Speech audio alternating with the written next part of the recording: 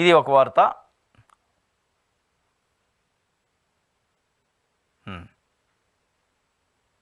నేడు మరో శ్వేతపత్రం అట.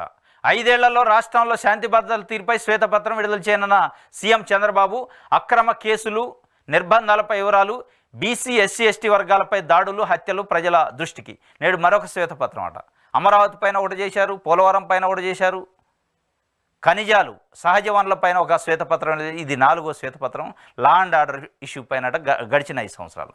ఒకవైపు మీరు మరొక శ్వేతపత్రం లా అండ్ ఆర్డర్ పైన అనుకుంటూనే నిన్న పల్నాడులో నడి రోడ్డు పైన కొబ్బరి బోండాలు కొట్టే కత్తితోని ఒక తెలుగుదేశం పార్టీ కార్యకర్త, నాయకుడు, వైఎస్ఆర్సీపీ కార్యకర్తని నరికి చంపిండు.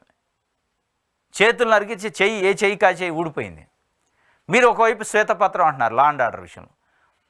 అదేవిధంగా మచ్చుమర్రిలో వారం 10 రోజులు అవుతుంది ఒక అమ్మాయిని రేప్ చేసి చంపి ముక్కలు చేసి నీళ్ళలో పడేశారు. వాళ్ళపైన కనీస చర్యలు అరెస్ట్ చేసి లోపలైతే పెట్టారు, కానీ అసలు దాని వెనక ఎవరున్నారో ఇంతవరకు కనిపెట్టే పరిస్థితి లేదు. అసలు ఆ డెడ్ బాడీ ఉందా లేదా అని చెప్పే పరిస్థితి లేదు. నిన్న ఇంకొక ప్రేమోన్మాది ఒక దాడి అమ్మాయి పైన, ఇట్లాంటి అనేకం జరుగుతున్నాయి.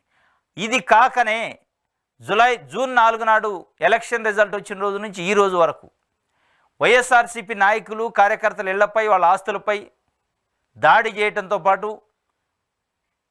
గాయపరచడంతో పాటు ప్రభుత్వ కార్యాలయాలు, గ్రామ సచివాలయాలపై దాడులు చేసి ఎక్కడికక్కడికి విధ్వంసం చేస్తున్నారు. దానిపైన నోరు మెదపల చంద్రబాబు నాయుడు గారు కానీ, హోంమంత్రి కానీ ఈ రోజు వరకు. కానీ శాంతి భద్రతలపై శ్వేతపత్రం అంటున్నారు. కాబట్టి మీరు శాంతి భద్రతలపై శ్వేతపత్రం విడుదల చేయొచ్చు, చేయండి, తప్పులేదు. కానీ మీరు ఇప్పుడు చేస్తున్న కార్యక్రమాలు కానీ, మీ పార్టీ కార్యకర్తలు, నాయకులు చేస్తున్న కార్యకలాపాలను కూడా కంట్రోల్ చేయాల్సిన బాధ్యత ఒక ప్రభుత్వ పెద్దగా, ముఖ్యమంత్రిగా మీకు ఉంది. ప్రభుత్వంలో ఉన్న కాబట్టి సంయమనం పాటించాలి అనేది ఇవాళ ఏపీలో 5 కోట్ల మంది ప్రజలు మాట్లాడుకుంటున్న పరిస్థితి. ఎస్సీ ఎస్టీ బీసీలు, మహిళలపైన దాడులపైన 5 సంవత్సరాలు జరిగిన దానికై శ్వేతపత్రం అంటున్నారు. అదేవిధంగా తెలుగుదేశం పార్టీ కార్యకర్తలపైన పెట్టిన కేసుల గురించి కూడా సమీక్ష శ్వేతపత్రంలో ఉంటుందట. ఎస్, పెట్టండి.